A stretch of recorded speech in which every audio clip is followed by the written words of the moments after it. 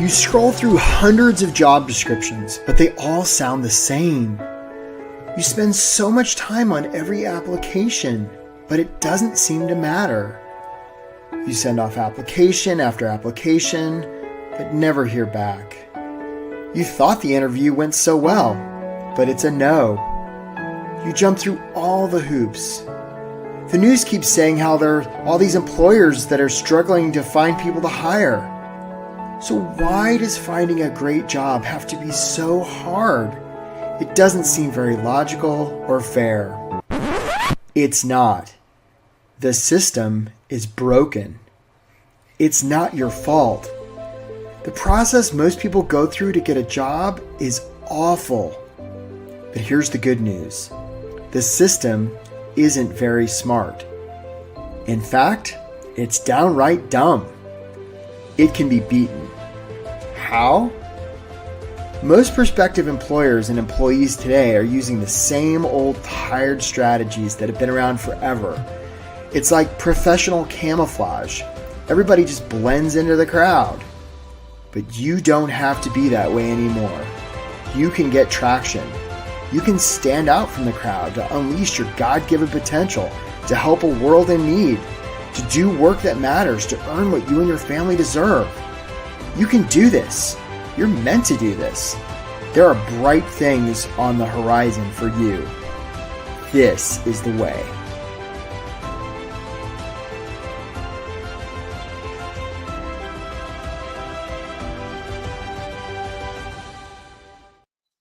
Hello, my friends. Welcome to the workshop. Get hired fast without settling, getting ignored, or losing hope. My name is Eric Woodard. I'm a high-performance career and leadership coach based out of Washington, D.C. And I have to tell you, I've done a lot of these workshops, and you guys are an amazing crowd. I already see so many of you in the chat, and you're just going wild. And I just acknowledge you for being here. We've got a nice big crowd of people here who are here live, and you're extra awesome. And if you're somebody who's watching this on replay, you are also very awesome, not quite as awesome as the people who are here live, and also pretty awesome. So if you would, and so many of you are already in there, I see you there, Angelique and Sutton and Tanya and David and Edward, if you would put in the chat where you're from and how long you've been on the job search, because I want to make sure you can hear me. And also, I'm curious, like, how things have been for you. I see you there, Joan from Kenya.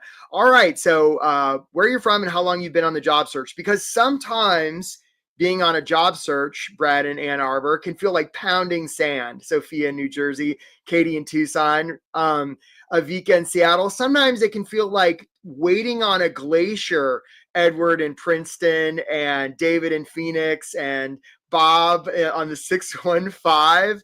Sometimes it can feel like wandering in the desert, David in Anaheim and Julie in Maryland. Sometimes it can feel like going into an arena, Sarah in New Jersey and Sahil in New Jersey. Sometimes, Melanie in Baltimore, it can feel like staring into an abyss, Hanta in France. And Carrie, I see you there. It's been a year for you. So who is this for?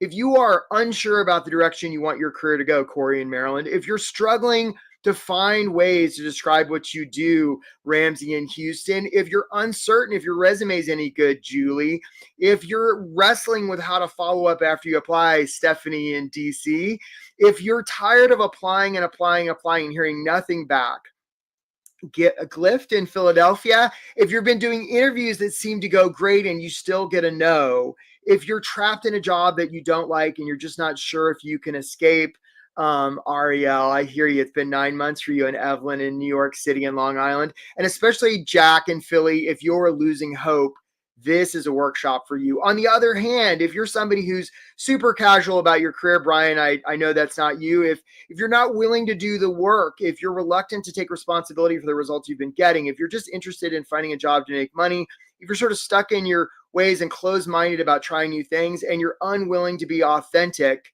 Miriam in New York, I know that's not you. This may not be the workshop for you. So what you're going to learn in this workshop, how to get hired fast without settling, getting ignored, or losing hope. I'm going to offer you 4 strategies and 9 tactics that you can use to elevate your job search today so that you can do work that matters and pays what you and your family deserve. So our agenda for today, I'm just going to tell you, Yuko and Riley, just a little bit about myself. Some of you probably don't know me, although I know some of you do, because I've heard from you before this workshop. I'm going to offer you 4 strategies and 9 tactics.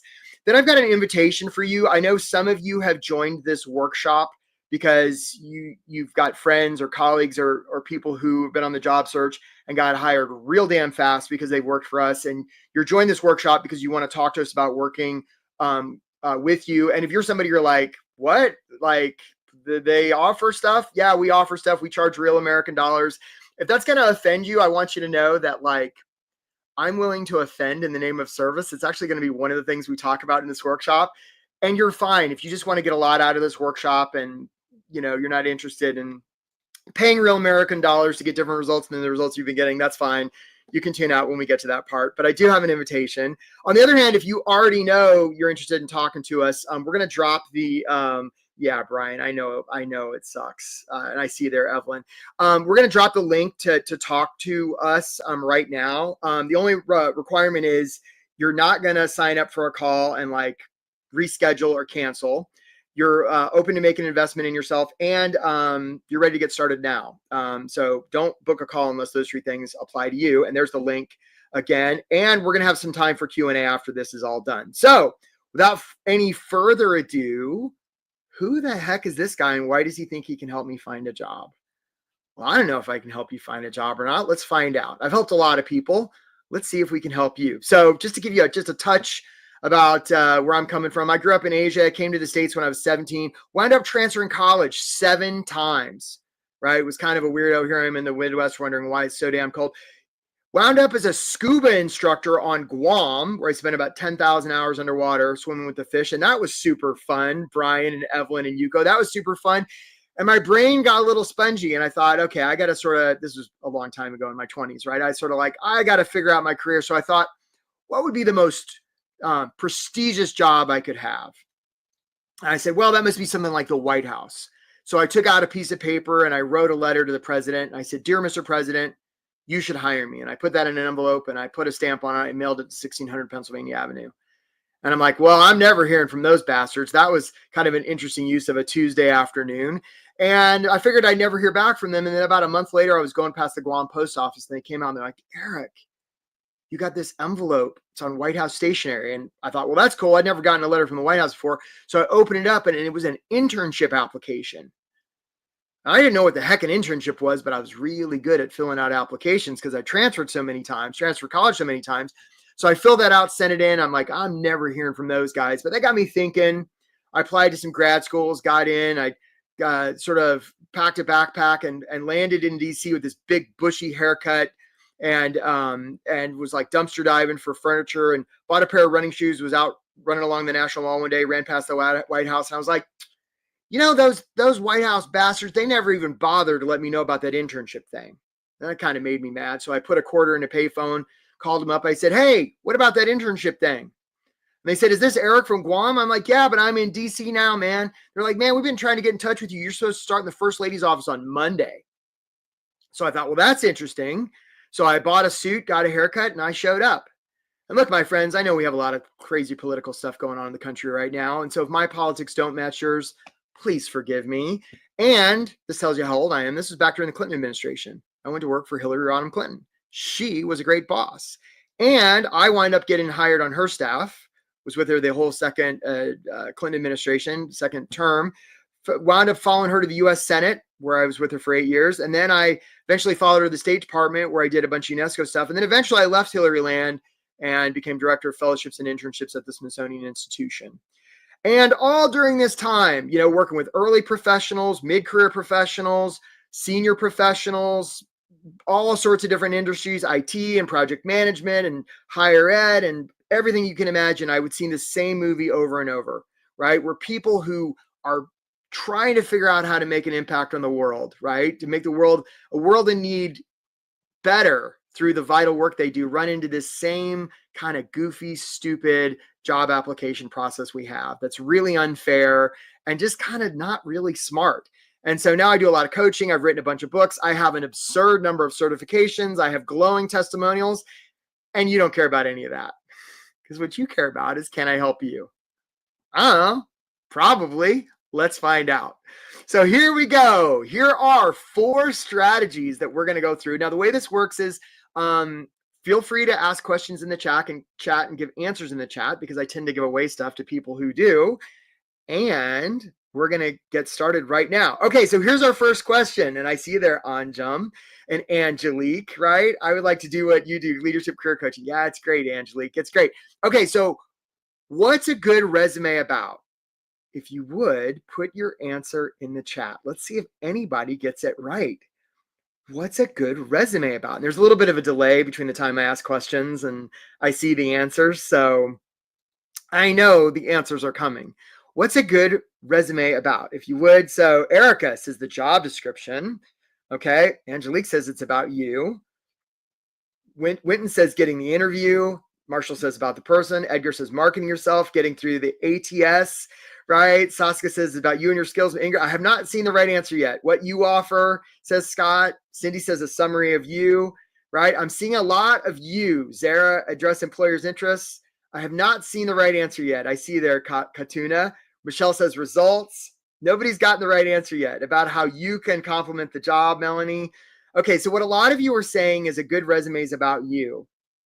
And that's incorrect. A good resume is not about you. If you want to be influential with another human being, the last thing you want to talk about is you. The opportunity instead is to talk about them. It's not about selling yourself, John. Sorry, right? Like, you want to talk about them. You want to talk about the person or organization you're sending your resume to. If you get nothing else out of this workshop, get this. This will change your job search immediately. It's not about you. It's about them. And it's no wonder we think that a job search is about us, because very often the first resume we ever put together was out of school. And in school, it is about us. It's our cubby, our workshop, our desk, our transcript, our report card, our grade. And yet when we move to the working world, as many of you seasoned professionals know, it's not about us. It's about the customer, the client, the constituent, the shareholder. It's not about us at all. So strategy number 1, it's not about you. It's about them. And this is not just your resume. It's your cover letter and your follow-up and your networking and your interview. It's all of it, because employers are focused on themselves. And so the opportunity for any savvy job seeker is to do the same. Make the application about them. This is one of the things we help clients do. Okay, on to strategy number 2. Let's see if anybody gets this right. I bet you will, right? If I went to a library and I found a shelf full of storybooks and I looked on the front cover of each one of those storybooks, there'd be some words. What do we call those words on the front cover of a book? What do we call those words? Shout it out if you know. And Jess is helping us today. Thanks for your help, Jessa. You rule, right? What do we call those words on the front cover? Mike Gillian and Melanie Keys. So Mike Gillian and Melanie Keys, you were the first answers I saw. So we're going to send you a free course on how to make your LinkedIn profile awesome. So Jessa, hopefully you got that. It was Mike and Melanie. And I see lots of you with the right answer. I see there, Erica, right? Joan. Yeah, then we call them titles. Now, isn't it interesting that that's the same term we use to label people in the workplace, which tells me that just like we put a label on a storybook, we put a label on the story of somebody's career, right? Here's another question. What percent of human, you're welcome, Melanie, what percent of human decision-making do you think is emotional and what percent is logical? Okay, so what's the ratio? There you go, Jess, that right? What's the ratio of human decision? Is it 50-50, 60-40, 40-60? So what's the ratio of emotion to logic when it comes to human decision-making? Let's see if anybody gets the right answer. So Edward says 90-10. Okay. So David says 90. Tanya says 80. Scott says 80. VG says 90. Sean says 80. So most people are saying emotion is more. Okay. Abigail says 80. Cindy says 80. I have not seen the right answer yet. Sarah says 70. Nope. Nobody's got the right answer yet. Some of you are close. Rahul says it's okay. So here's the right answer. Crystal Morning, you sort of got the right answer. We're going to give it to you, Crystal. It's not exactly right because you're saying it's 100. It is 100% emotional, and we're going to give Crystal that course, Jess. So let's make sure we send Crystal that course. It's human decision making is 100% emotional. And the reason we know that to be true is when somebody gets their limbic system damaged and they lose the ability to have emotions, they're fine, except they can't make a single decision. And that becomes the debilitating part.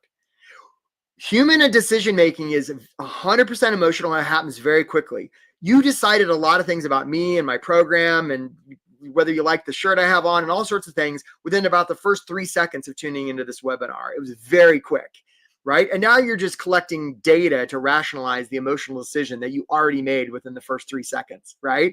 It's 100% emotional. So those of you who've heard like you need to, people who walk around and they say, we make data-driven decisions. No, they don't. Nobody does, right? It's what Maya Angelou said. Like, people will remember how you make them feel. And the reason stories are so important is this is how we convey emotion. This is how we convey emotion. Hey, Elizabeth Waterman just booked a call. Nice job, Elizabeth, right? We look forward to talking to you.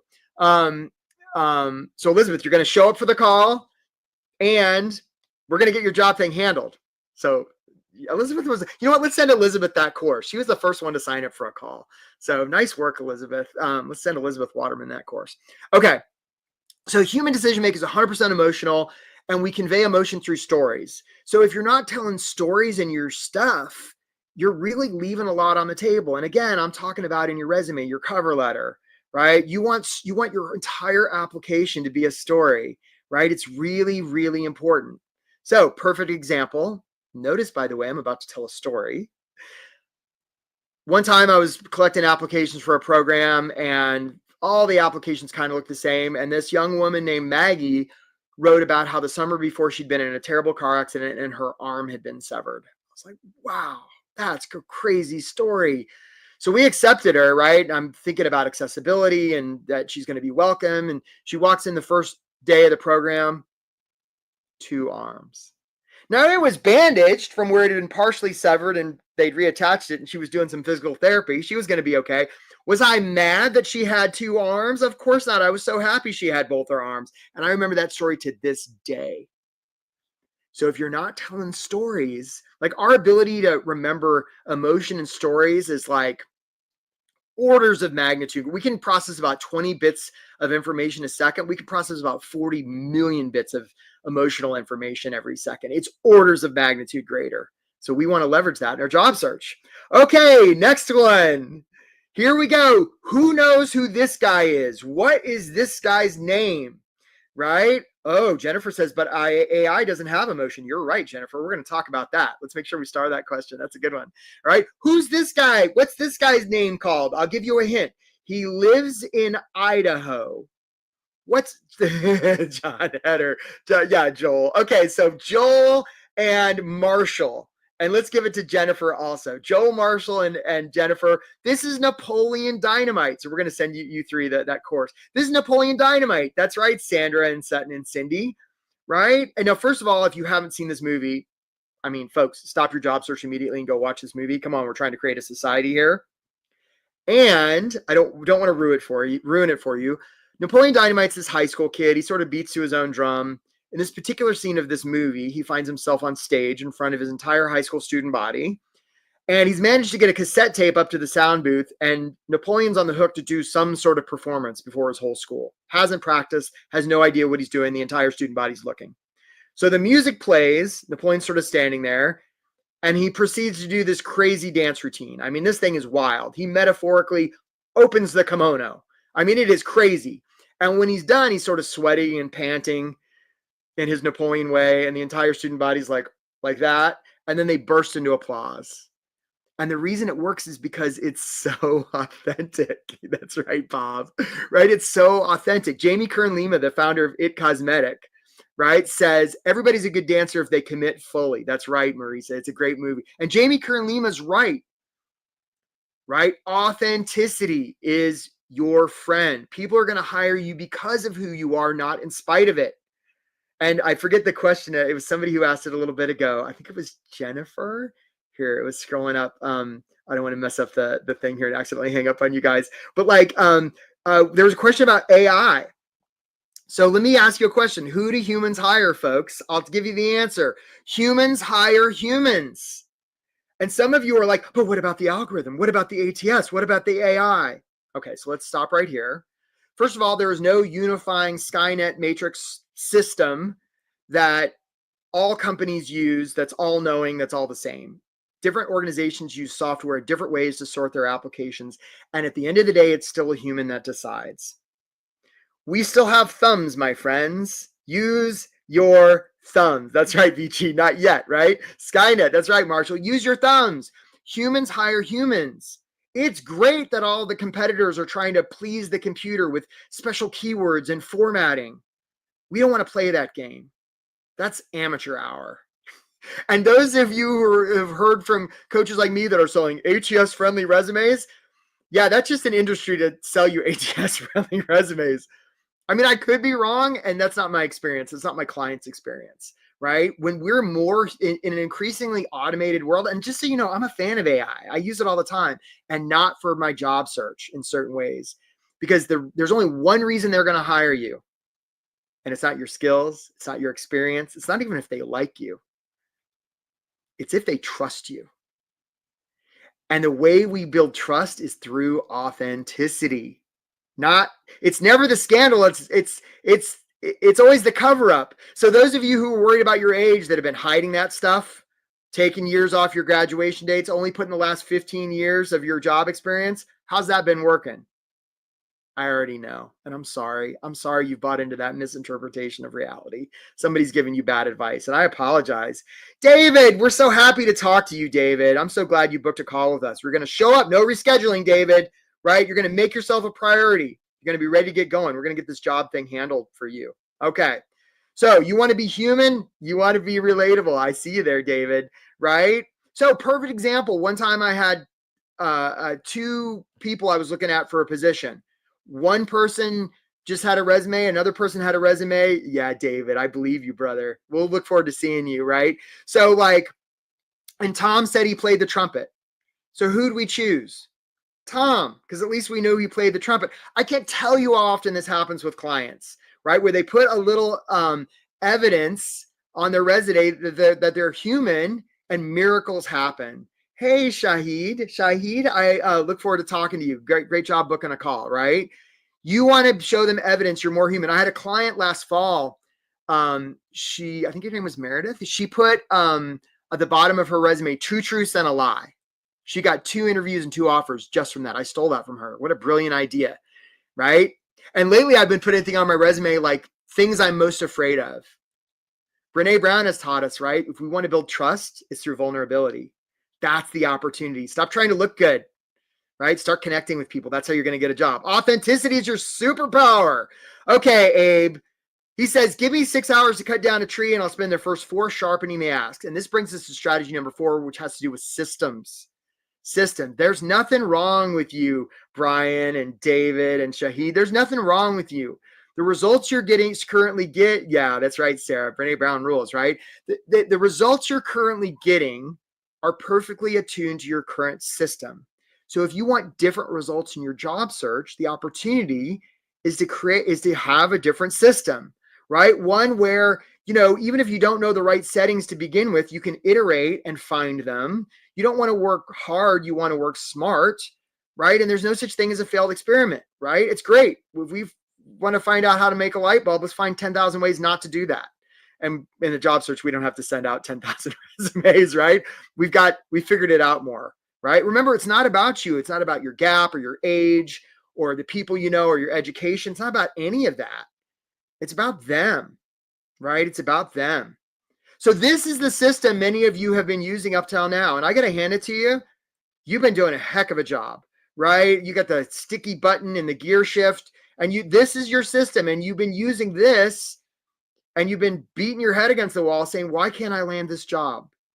I got the full system. Well, here's what you don't realize. This is actually the full system.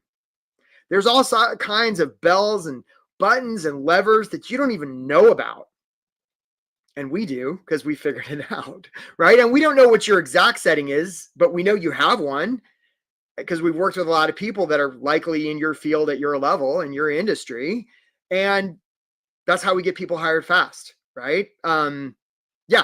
And it's not through ATS. It's not through keywords. It's not through looking good. It's not through that giant paragraph you might have at the beginning of your resume that talks all about you. It's not about any of that, right? There's much better systems than those. Okay. So how do you put this all to work? So I just want to show you an example. And those of you who have been sitting here wondering if this does work, this works, right? We've got the receipts to do it, right? The stuff I'm talking about works. The only question you have to ask yourself is how quickly you're going to implement it, and whether you're going to try and do it on your own or you're going to get help, and how much time and money that's going to cost you to do it on your own versus getting help. So I want to show you a video of Angel, who was a client who attended a webinar like this and signed up earlier this year, and she got results real damn fast. Let's show him Angel, please, Jessa. In the time we've got left, I'm curious, especially if there's somebody we haven't heard from yet. They've had a win, a loss. Angel, I got to ask you, what do we know, if anything? What do we know? I got the Yay! job. Whoa! The offer. I'm moving in a week.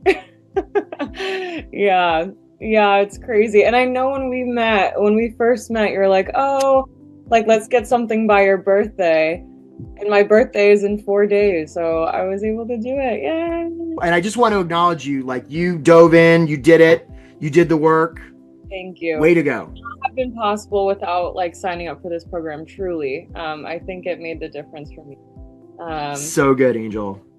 Yeah. Really happy for you. Yeah. Super awesome. Congratulations to you. Yeah. Yeah, and I mean it. Like, Angel did the work and she got the result, right? Because she didn't just keep doing it on her own. Okay, so here we go. 9 tactics. How do you put this into action? Here we go, folks. Now, folks, and especially if you're watching the replay, and this is something I like to do for our friends on the replay, I like to talk real fast for a second. So they're already watching at 2 times speed. It really freaks them out. So that's like 4 times speed for them. So those of you who are watching live, I apologize. And if you get nothing else out of this workshop, I want you to pay attention to this because this is really important. Okay. Here's another question. And again, I might have stuff to give away. Let's say there's a lake, and in the middle of the lake, somebody's drowning. Okay, there's a lake. In the middle of the lake, somebody's drowning, and they're surrounded by other people in little boats. So if somebody's drowning in the middle of the lake, they're surrounded by other people in little boats. If that was a job search, who's the one drowning? Put it in the chat if you would, please. Right? Who's the person drowning? Right? So there's somebody in the middle of the lake drowning. They're splashing around, and they're surrounded by other people in little boats, little rowboats. If that was a job search, metaphorically, who's the person drowning? David! Right out of the gate, David Parinelli. David, you got the right answer. So Jack and Julie, right? Ingrid says everyone's drowning, right? Tim, we're going to give it to you. Yeah, Tim and Sean, I see you, right? And Joel, Tim and Joel and Sean, I see all of you guys. Jessa, if you could take a look at some of those first people who replied, it's the employer. And yet, a lot of you in your job search are acting like you're the ones drowning. You're saying like, I'd be really good for you. Pick me, pick me.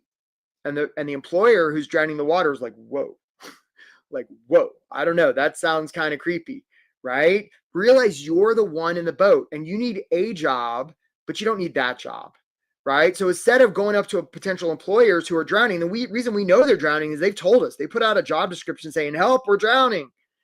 Right? And some of you have been going up to those employers saying, pick me, I'm the best. Stop doing that. Right? Instead, you want to go up to employers and be like, hey, you're drowning. That's terrible. Let's have a conversation about what might need to happen to get you out of the water. Because what's important here is not that I am the one that saves you. What's important here is you don't drown and die. So what we're talking about is coming from a place of service. And this has to do with your mindset. And this, again, is making it about them. Right? You don't want to get in the business of saying, pick me, I'm the best. Realize they'd be lucky to get you. You want to approach from a place of service. People, some of you I saw earlier said it's about selling yourself. Nah, selling yourself is creepy. Buying people is even creepier. We've gone over this historically, my friends. Right? Hey, Jack Murphy, look forward to talking to you, man. No canceling, no rescheduling. You're going to show up, Jack. You're going to make yourself a priority. Good job. Right? This isn't about us looking good or performing. This is about our connecting and being of service. If you can embrace this mindset in your job search, miracles will happen for you. Okay, tactic number 2. Some of you, yeah, I see you there. Oh, sorry. I think we called you, John Murphy. Sorry. I think we might've called you Jack. Okay. But maybe you go by Jack. I don't know. Anyway, Deadliest Catch, right? Big steel cages, a reality TV show, Alaskan fishermen, they put these big steel cages on the bottom of the ocean to catch some crab. And invariably, crabs come along and they say, oh, there's some free food. And Bob the crab goes on, and there's Charlie, and there's Sally and Cheryl, and all the crabs go in. And eventually the bait's gone. Now, here's the interesting part. More and more crabs start to join.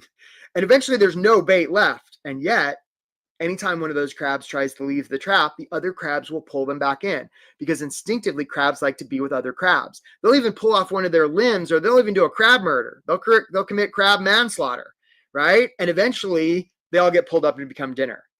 And what this brings us to is tactic number 2, which is the environment. Some of you are buying into the misinterpretation of reality that, oh, I'm procrastinating, or I'm lazy, or my boss 3 jobs ago was mean to me. And if that boss was mean, I'm sorry, that sucks. And that's not why you're having trouble in your job search, right? It's your system. And it could be that your system's failing because your environment's no good. The environment eats motivation for lunch. And most people don't even consider it, right? And when I say your environment, I'm talking about your physical environment, the people you're with, all of it, the media you consume, right? If you've got influences dragging you down, it's not helping you. So you want to dial that in. Some of you are familiar with the idea of reference groups. You're the average weight, income, education of the 5 people you hang out with most. So you want to upgrade your community. You want to upgrade your environment. It's one of the things we do in our program that really helps people. If you're not thinking about your environment, it's a real opportunity. Okay, tactic number 3, it's hard to hit a blurry target. And this brings us to vision. Sometimes I'll talk to job seekers and I'll be like, how much money do you want to make? And they'll be like, well, anywhere from $50,000 to $150,000. I'm like, that's beautiful and really vague. And I'll be like, well, what do you want to do? Well, I want to help people. What people? Human people. Again, beautiful and super vague. Like Bruce Lee has this great quote. He says, be careful what you say to yourself because your body's listening. If I say red right now, all of a sudden you're instantly more aware of the color red just because I put it in your brain. Right? Our brain will literally be blind to things unless we tell it to look for it. This has to do with a thing called the reticular activating system. It's what happens when you drive a new car off the lot. You're like, nobody's got this car. And then you see 5 of those cars because now your brain's looking for it. So if you don't have a search image or an idea about what's next for you, you will literally be blind to it. That clarity and specificity is vital. There's a reason when race car drivers drive 500 miles in a circle that they don't look at the outer wall, because the car will tend to go where they look. So if you don't have clear vision, right? What's the proverb? Where there is no vision, the people perish, right? If you don't have clear vision, you're just going to be going around in circles like those race car drivers. Yeah, that's no good. Let's get that handled. Okay, here's one for the chat, folks. If I went to a store and I bought this, what would I be buying? Put it in the chat if you would, please. Let's see if anybody gets this right. Thanks, Jesse. You're doing a great job, right? If I went to the store and I bought this, what would I be buying? Yeah, that's right. It's like Blinder. So Sean says a drill, a power drill, says Jack. A drill. Okay, so a lot of people are saying drill. It's actually not what I'm buying. Okay. Nobody's got it right yet. What am I actually buying? Angelique says a tool. I'll give you guys a few more seconds. Sakshi says a drill. A fixer, says Priya. Okay, so here's the thing. Oh, Shahid. So Shahid says, I'm buying a hole. Good job, Shahid. We're going to send you that course about how to make your LinkedIn profile awesome. Okay? Because here's the thing. I actually don't need one of these sitting around my garage, as beautiful as this is. Right? What I actually need, as Shahid said, is I need the hole. And actually, that's wrong. I actually don't need a bunch of holes in my wall. That's stupid. What I actually need is a place to put the hook. And actually, I don't need a bunch of hooks coming out of my wall. I'll gash my arm open, right? What I actually need is a place to hang the photo. And actually, I don't even need that. What I want is the feeling I get when I look at the photo of my beautiful family that's hanging on the hook that's in the hole that was made by the drill. Right? And this brings us to tactic number 4, which is give them safety. Right? A lot of people are just worried about themselves and they're talking about me. And let me tell you about what I'm passionate about and what I'm interested in and how I can help you. Stop. Right? And those of you who are like, okay, now I'm going to talk about them. That's great. that some of you are still going to be talking about the drill. People attend this workshop and come back 6 months later and they're like, Eric, I'm talking about them. And I'm like, show me. And like, they're talking about the drill. What instead we want to talk about is the thing that keeps that employer up at night when they're laying in bed, staring at the ceiling, trying to go to sleep. If we can get to what they like, want, and need, that's how we're going to get hired fast. Do you see how this is a little bit more sophisticated than worrying about ATS and hiding our age? If you're the one applicant that makes them feel seen, heard, and understood, if you're the one that can give them safety in that interview, I don't care if LinkedIn says there's already been 1,000 applicants, and there haven't, by the way. That's just kind of a trick they use, right? You win. You win. How can you make them feel seen, heard, and understood? 100%. Okay, let's talk about tactic number 5, paper. Here's an example of my resume, and resumes are kind of stupid, and we've been doing them since Roman times. Actually, I think Leonardo da Vinci was one of the first people to ever have a resume. So maybe not Roman times, but the Renaissance, and they're the least bad way we've come up with on a job search. And this brings us to tactic number 5, which is paper, right? You want to have your paper, and I'm talking about your cover letter and your resume and your follow-up, right? Communicate in a way, in a fashion, to who it's addressed, when you send it, where you send it, in a way that cannot be ignored, right? You don't want to use best practices. You don't want to use software like Teal. You don't want to use resume templates. Stop doing that. If you're trying to show them that you're different than everybody else, then why would you want to look like everybody else? You want to communicate in a way employers can't ignore. For instance, how many of you have hyperlinks in your resume? This is 2025. Why wouldn't you have that? Right? And that's just one example of like 1,000 things you can, and there's no one right way to do this, obviously. Resumes are definitely more art than science, and this is one of the things we help clients with. Okay. If a job application is submitted and there's no follow-up, does it even make a sound? And does it even make a sound, Michael? Jack, I would humbly suggest that it doesn't. So you want to follow up. With my clients who are submitting like 50 applications a week, I'm like, stop that. I'd rather have you submit 1 or 2 a week with good follow-up than 50 with none. And so some of you are like, but Eric, when I apply, there's no address to follow up. Right? I hear that. And if, let's say your dearest family member was a hostage and the only way they could be set free is by the end of the day, you found a contact for that company and you were able to reach out to them. Could you do it? I bet you could, right? You don't want to let a flimsy little not having the email get in the way of your creating miracles for that organization, right? Remember, they're drowning. You wouldn't want to say, oh, I don't know their name, so I'm not going to call out to them. No, you're going to follow up from a place of service. And some of you are like, ooh, but I don't want to be pushy. Again, let's go back to the boat. Somebody's floating face down in the water. If you said, sir, are you okay? And they didn't move, you wouldn't be like, I don't want to bother them. No, you'd jump in the water. You'd flip them over. You'd start doing mouth to mouth. And if they were like, lady, I was just snorkeling, you'd be, my bad. And you'd be willing to offend in the name of service. Remember how I mentioned that at the top of this workshop? This isn't about pleasing people. This is about serving people. What they think of you is none of your business. You want to be the applicant that gets hired? You bring along that energy, my friends. Let all your competitors worry about walking on eggshells, pleasing employers, and you can be like, yeah, I don't do that. I'm here to serve. You good with that? Great. Then we can talk. If not, that's 100% okay. Remember, they're going to believe what you show them more than what you tell them. So if you've got that big honking paragraph talking about how you take initiative and take risks and then you don't follow up, it's not serving anybody. Okay, guys, we're in the home stretch here. Tactic number 7. And again, this is one of the big ones. For a lot of you, if I went to you and I said, how many people do you know in the world? You might be like, well, I've got 1,000 people in my Microsoft Outlook contacts or my Google contacts or my Apple, wherever you keep your contacts. And it'd be like, great. How many of those people know you're on the job search and how many of them have you asked for help? And you might get real quiet and be like, well, a good number. I'd say 30%. Okay, so 300 or so. And then I'd ask, how would they know? And now you get real quiet. You'd be like, well, I put it on my LinkedIn profile 3 months ago. And I'd say, oh, so each one of those 300 people would have had to gone to your profile on that day, noticed it, and remembered it these past 3 months. Is that what you're saying? And now you get real damn quiet. And this brings us to the idea of networking. There are legions of people out there that want to help you. And some of you are laboring under the misinterpretation of reality that asking for help makes you look weak. We had a whole conversation about this with my coaching clients earlier this week. They were like, what do you think about putting the open to work banner? Does it like make you look needy?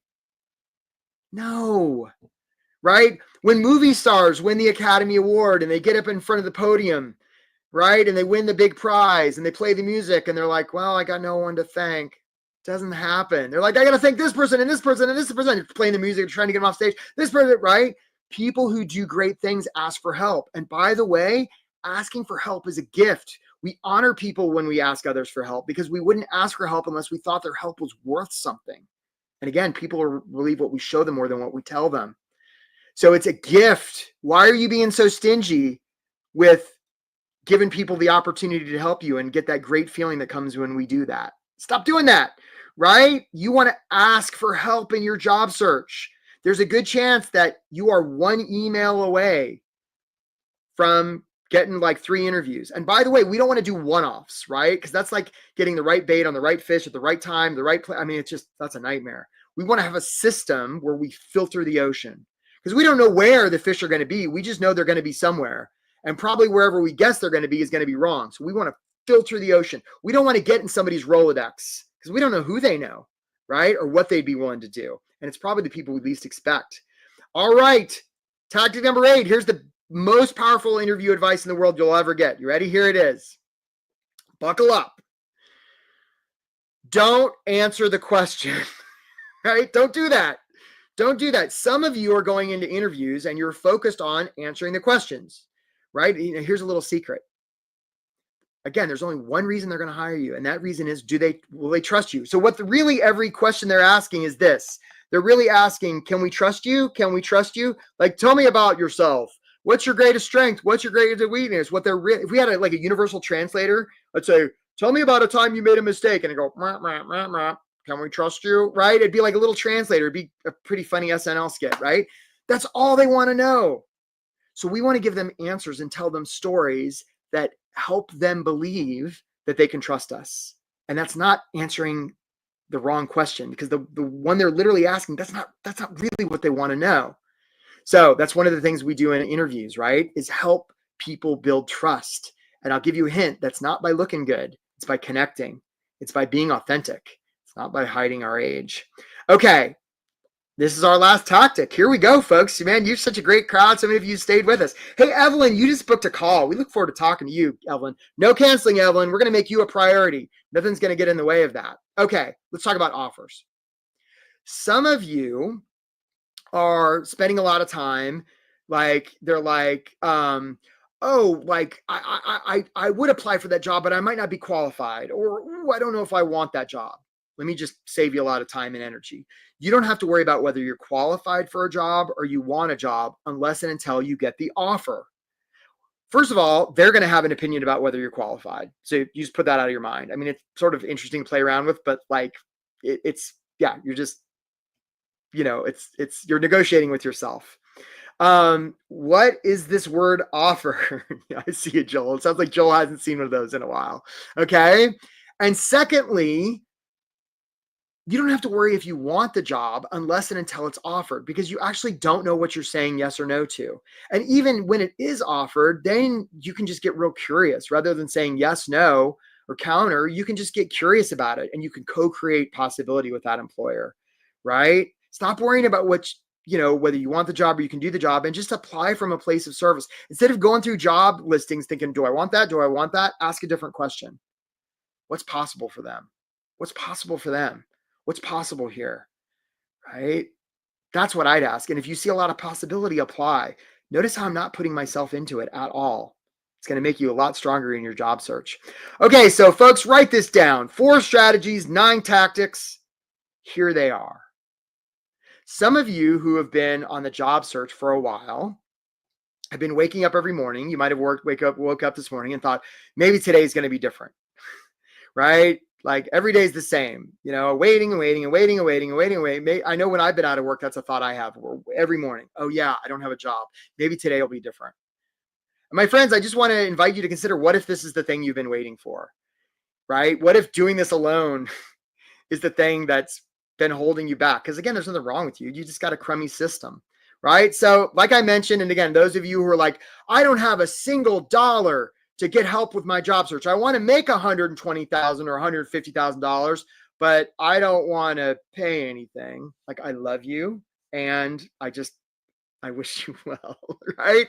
I have a program, right? And this is not stuff that's Googleable. This is different than what you've heard before, as you're already realizing. This is stuff I've come up with on my own. You're so welcome, Marissa. I appreciate your kind words. Hey, let's send Marissa our course about how to contact anybody. Marissa Soto, right? Let's say we've got a course, how to contact anybody. Jessa, let's send Marissa that course, right? I've got a program. It's awesome. It's helped a whole bunch of people, right? And I want to say it's for everybody and it's not for everybody, right? This course is not for people who are like, oh, I'm living in a world of scarcity and I nothing's possible for me. Like, I love you and this isn't for you. And like, I'm a regular person. Look, I'm in a t-shirt. Like, I'm just a normal person like you. I figured out a bunch of job stuff. I help a bunch of people. So if you're one of those two and you're willing to, you value action, right? You err on the side of action and you value your time more than money. This might be something worth listening to.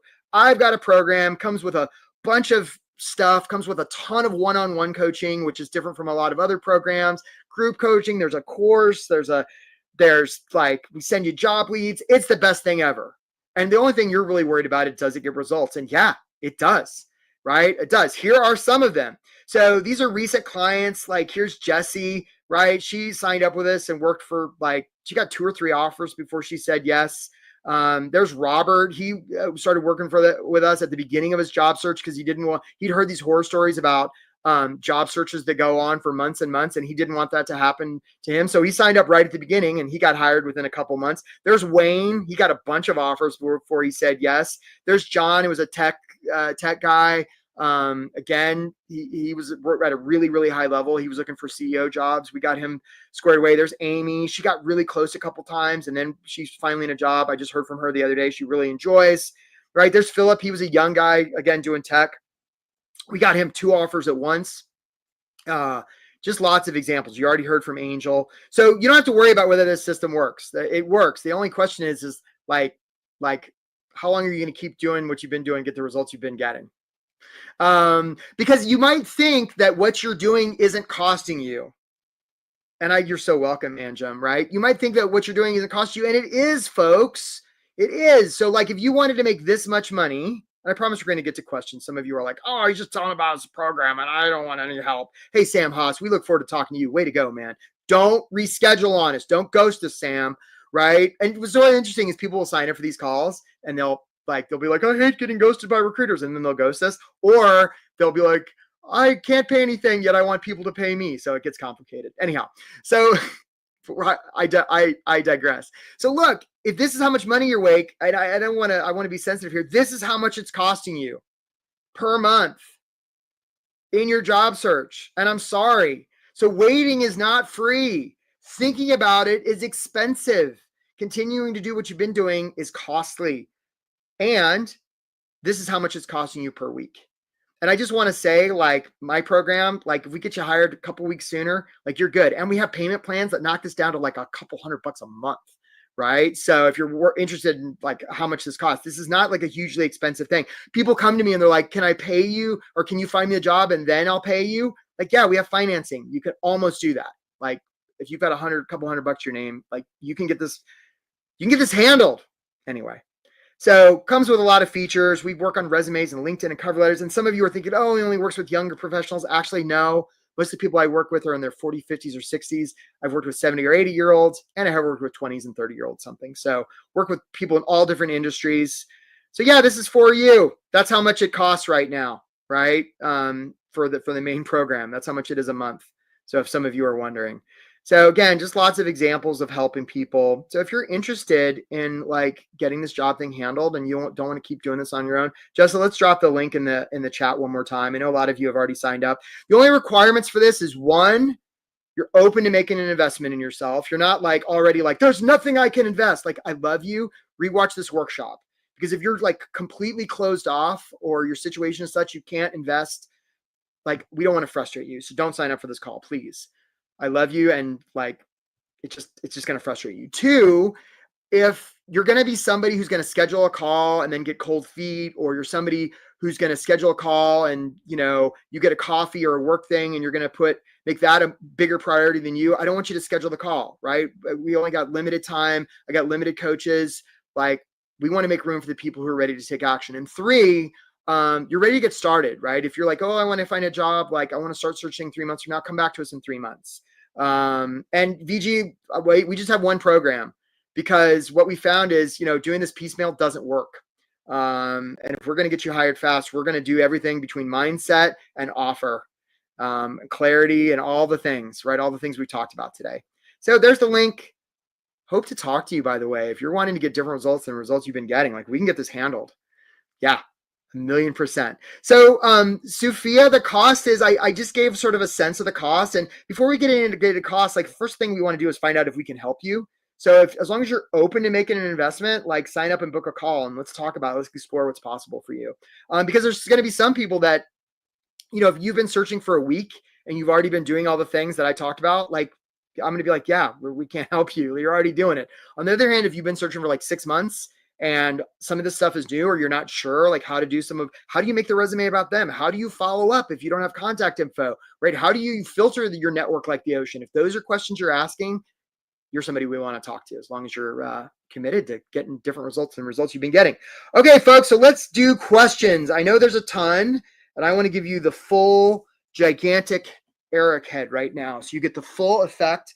And we may go a little bit over, right? I want to make sure there's time for questions. So I've got a little bit of extra time, I think. So if we go a little bit long today, I want to make sure we get to people's questions. Yeah, I've got a little bit of extra time.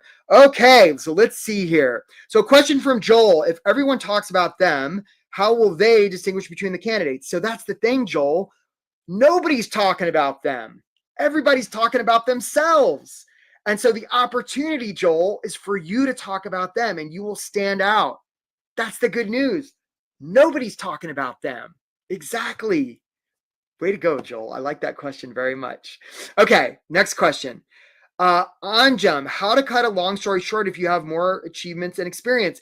So I'm noticing, and hopefully I'm not mispronouncing your name, Anjum. So notice you're talking about you have more achievements and experience. So it sounds like you're framing your story based on you. Hey, Michelle, we look forward to talking to you. Like, thanks for yeah, way to go, Michelle. Really acknowledge you. Okay. So it sounds like you're framing the story around you. Instead of framing the story around it, let me tell you about my achievements and my experience. You want to tell a story that's going to help them see possibility in the story for themselves. It's not about you, Anjum. Hope that makes sense. Okay, what's another question we have here? Jesse, you're doing a great job. Another question from Anjum. What if after follow-up, being noticed, being interviewed, there's no contract? Yeah, so there's only one reason that an employer isn't going to hire you, and it's that they don't trust you. It's nothing personal, but they trusted somebody more, or they just didn't trust you. You didn't make them feel seen or heard enough. Like on this workshop, right? Some of you are sitting there and you're not signing up for a call right now because I haven't made you feel seen, heard, or understood enough. I'm sorry. That's my fault, right? I haven't given you enough safety. And some of you are signing up because through this workshop, I've made you feel safe enough. That's it. It's the same thing with employers, right? It's the same exact thing. You want to make them feel seen, heard, and understood. So instead of they're like, I wonder if Anjum is somebody that can help us, they're like, no brainer. It's totally clear. Like, this is somebody that can help us, Anjum. That's what we're after here. Easier said than done. More art than science. Okay, Sakshi, hopefully I'm not mispronouncing your name. How to answer when a recruiter asks us to email their current and expected, I think what you're saying is salary, and they never answer back. So yeah, it's a little bit tricky with recruiters. I'm not a huge fan of working, and no offense to any recruiters on the call. Recruiters are sort of professionally trained ninjas when it comes to being the middle person between you and the employer, right? They're great at it. And so the opportunity, let's just circumvent our recruiting friends. They won't like it, and that's okay. We're willing to offend in the name of service, right? Because if we circumvent them, then what we can find is the hiring manager behind the scenes who's desperate, who's been waiting on HR to send them some resumes, and they're pulling their hair out. And all of a sudden they hear from, I forget your Saksha, whatever your beautiful name was, right? And they're like, oh, this one, I want to talk to this one. And so they'll knock on the back door of HR and say, I want to talk to this one. And they'll be like, but we already sent the automated response. They'll say, I don't care. By the way, those of you who are getting those automated no's, just ignore those. You can have some sort of weird, like, medical condition where you're blind to those automated no's. Just ignore them.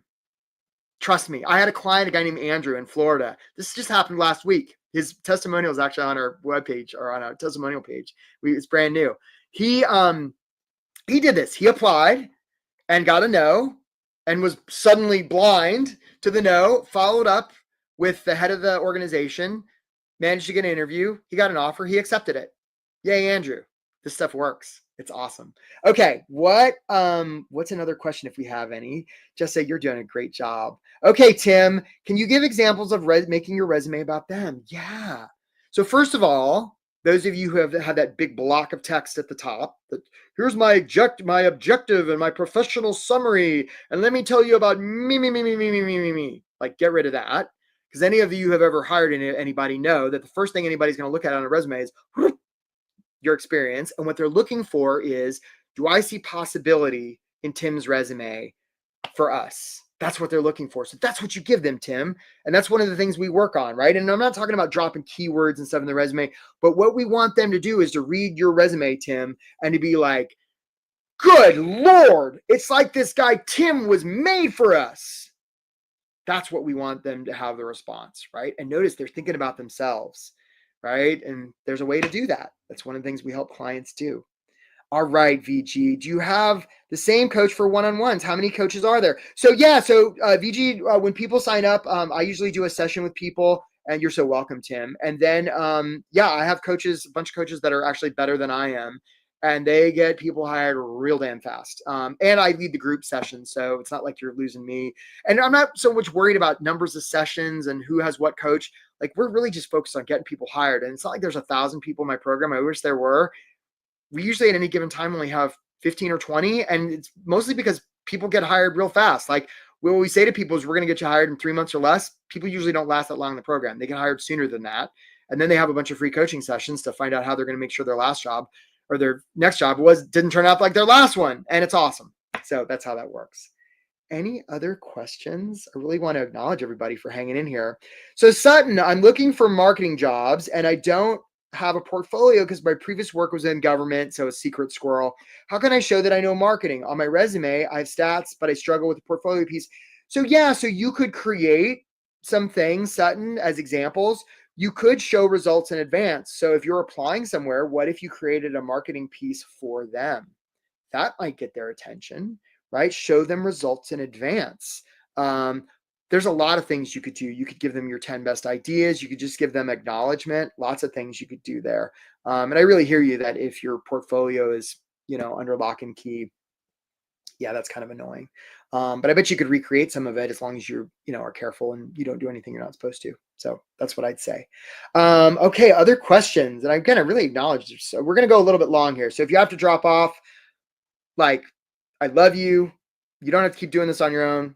Let's drop that link again, Jessa, for anybody who's like, I want to sign up for the program and I lost the link. Okay, VG. Is your program applicable across job types and industries? Yeah, I can't think of an industry that we haven't helped or a level I haven't helped. Yeah, tech versus business versus government. Yeah, VG, pretty much. A lot of people think that, you're so welcome, Hanta, right? A lot of people think that, my job search is specific because I'm in IT or I'm an engineer or I'm a zoologist or nah. The thing that makes your job search unique is you. I get this all the time. People come to me, have you ever worked with CEOs? I say, yes, I have. And they were proficient in Microsoft Office. And it doesn't matter because nobody's like you, right? Nobody's like, hey, Elizabeth, see you soon, right? Nobody's like you.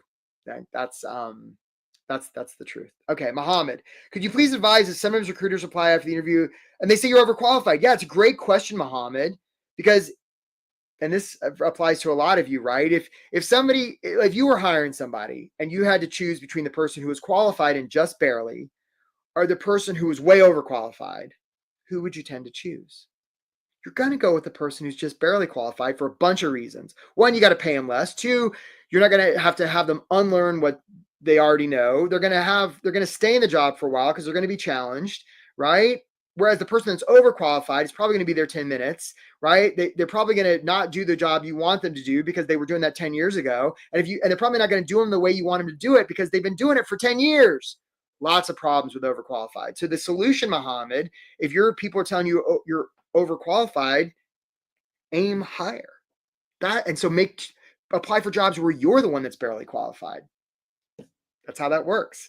Hey, Francisco, look forward to talking to you. Yeah, so great job that you signed up for a call. Great. I do love you, Gregory. And Gregory, I love you so much. We're going to send you the course about how to contact anybody, Gregory. That's for you, man. Yeah, that's, I see there, Gregory. Okay, any more questions? I know we've got a bunch. Jesse, you're doing a great job. Nope, just one program, VG. We find that, we've got one program and it works really damn well, and we're not messing with it or compromising it.